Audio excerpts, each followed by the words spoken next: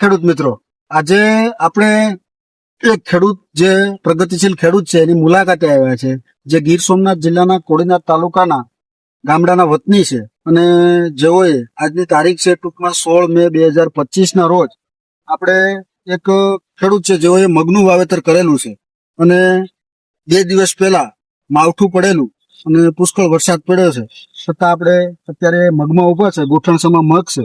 તો એ ખેડૂત મિત્ર આપણી સાથે છે, તો એની પાસેથી જાણીએ કે એને આ કઈ વેરાયટી કરી અને કેવી માવજત કરી અને એને આ વેરાયટી વિશે શું લાગે છે એના વિશેનો અભિપ્રાય લઈએ. નમસ્કાર. નમસ્કાર. તમારું નામ શું? ભરતભાઈ બોગાભાઈ સોલંકી. ભરતભાઈ બોગાભાઈ સોલંકી. કયું ગામ તમારું? દેવલપુર. દેવલપુર ગામ. હવે તમે અત્યારે મગ વાવેલા છે, તો આ કયા મગ છે? તમે કયા મગનું બિયારણ વાવેલું છે? આપણે ધનલક્ષ્મીના માધાતા ગોલ્ડ. ઓકે, ધનલક્ષ્મીના માધાતા ગોલ્ડ મગનું બિયારણ કરેલું છે. કેટલા વીઘાનું વાવેતર છે? આ 5 વીઘાનું. 5 વીઘાનું વાવેતર છે. મગ તો તમે ઘણા વર્ષોથી કરતા હશો, પણ આ વર્ષે તમે આ વેરાયટી નું વાવ્યું છે કે પેલા વર્ષોથી વાવતા આવો છો? હું 3 વર્ષથી કરું છું આ વેરાયટી. હા. ઓકે, તો આ વેરાયટીમાં તમને શું લાગે છે? આની ખાસિયત શું છે?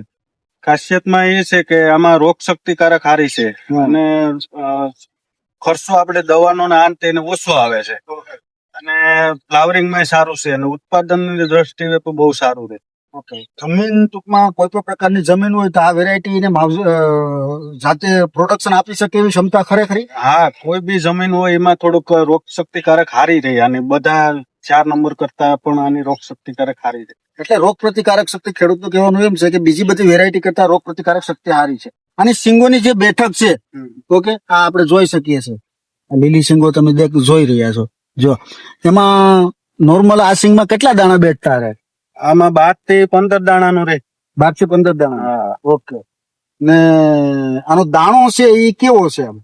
ક્વોલિટી તો છે બહુ સારામાં સારી આવે. આપણે ભાવની દ્રષ્ટિએ જઈએ તો એ માર્કેટિંગ યાર્ડની અંદર પણ આનો ભાવ સારો રહે. બધા બિયારણ કરતાનું માર્કેટિંગ રહે. એટલે દાણો ટૂંકમાં મોટો દાણો રહે. મોટો અને ઝળકતો છે. આ કેટલા દિવસમાં પાક હશે અત્યારે? અત્યારે 60 દિવસ જેવું છે, 60-65 દિવસ. એટલે ટૂંકમાં 60-65 દિવસમાં. અત્યારે આને કેટલા સમય પછી તમારે આને હાર્વેસ્ટિંગ ક્યારે કરવાનું છે? હાર્વેસ્ટિંગ બસ 5-7 દિવસમાં, અઠવાડિયાની અંદર. તો આપણે ટૂંકમાં દેવલપુર, ચાસક, કોડીનાર તાલુકો છે એ મગનું વાવેતર મેક્સિમમ કરતો હોય છે, તો બીજા ખેડૂતને આ વેરાયટી વાવવા જેવી ખરી કે નહીં? હા, ચોક્કસ.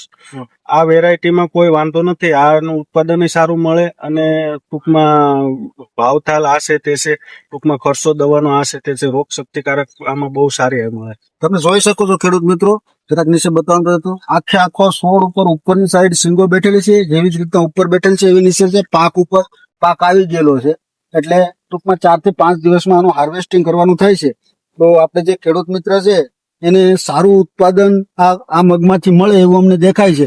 તમે 3-4 વર્ષથી આનું વાવેતર કરો છો, તો ટૂંકમાં 24 ગુંઠાનો વીઘો કોડીનારમાં છે, તો વીઘામાં કેટલા મણનું ઉત્પાદન થતું હશે?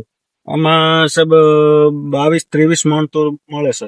એટલે ટૂંકમાં 24 ગુંઠાના વીઘે 22-23 મણ મગનું ઉત્પાદન તમે દર વર્ષે લો છો. આ વર્ષે તમને શું લાગે છે આમાંથી કેટલું ઉત્પાદન થશે? અમે તો 22 મણ જેવું તો રહેશે જ. એટલું માવઠાએ ડેમેજ કર્યું છતાંય તમને 22 મણ જેવું ઉતારો દેખાય છે. તો ખેડૂત મિત્રો, કોડીનાર તાલુકામાં મગની ખેતી ઉનાળા સમયે ખૂબ જ પ્રમાણમાં થાય છે. તો માધાતા ગોલ્ડ કરીને જે વેરાયટી છે ધનલક્ષ્મીની, એ ખેડૂતો માટે ફાયદાકારક છે અને ઓછા ખર્ચે સારું ઉત્પાદન આપી શકે એવી ક્ષમતા ધરાવતી વેરાયટી છે. આભાર.